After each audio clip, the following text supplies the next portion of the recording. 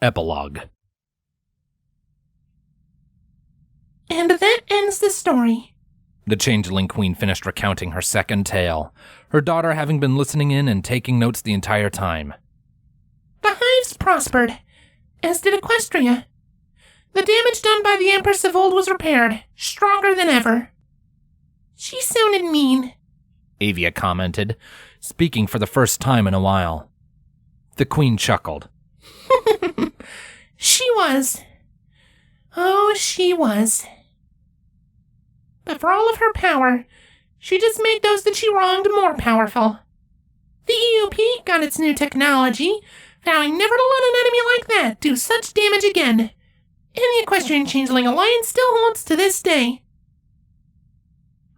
This happened 8 years after the first story, so it was 22 years ago. The Queen nodded. That it was. And you know what else it was? No? What? The Queen booped her daughter on the nose. 12 years before you were born.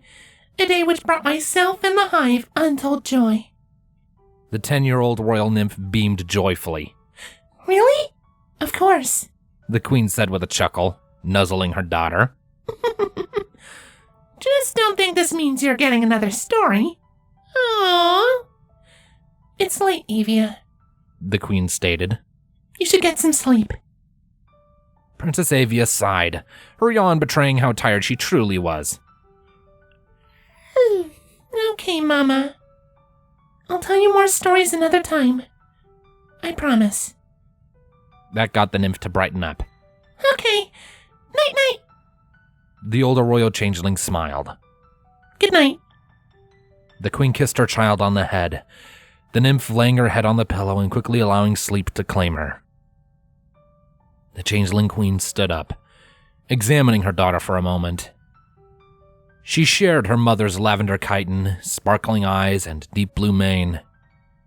If she had gotten a pink stripe, she might have been considered a clone, although she did have her father's pale blue gossamer wings. Twilight? The changeling stallion in question called from the doorway, his physical form remaining as it always had, untouched by the elements of harmony. Is she asleep? She is, honey, Twilight quietly confirmed, turning to face her husband and exiting the room with him. Sorry it took so long. She wanted to hear about everything that happened. Telling her about how you met Daddy, Facade lightly joked. How'd she take it all? On a notepad, Twilight responded with a titter. Every little detail, without fail. She sure does take after her mother, Facade quipped, nuzzling his wife affectionately. Not that I would have it any other way. I would hope so, Twilight replied, happily accepting the nuzzle. So, is everything ready? We can leave for the Summer Sun celebration first thing tomorrow, Facade confirmed. Don't know why we've waited this long to take her to Ponyville. Or the Summer Sun celebration, Twilight agreed. It'll be good to see my friends again, and their own families. I'm sure they'll be glad to see both you and Avia. And you stupid stallion, Twilight stated, dragging him in with a wing. I'm just a guy who can't shapeshift to save his life, Facade replied with a small chuckle. Never could get the hang of that, could I? Luckily, Avia didn't inherit that little quirk, Twilight remarked before shooting him a sultry look. Though there is one thing you're quite good at. In a flash, they were gone, reappearing in the couple's bedroom elsewhere in the Hive. Meanwhile, Princess Avia continued to sleep peacefully.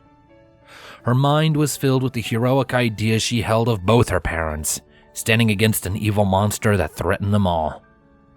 That, and she also dreamt about the upcoming Summer Sun celebration. She had never been to Ponyville, though she had heard so much. The excitement she felt was tangible, the new sights combined with the ability to see all her aunts and uncles again. She was looking forward to it. But that was a story for another day.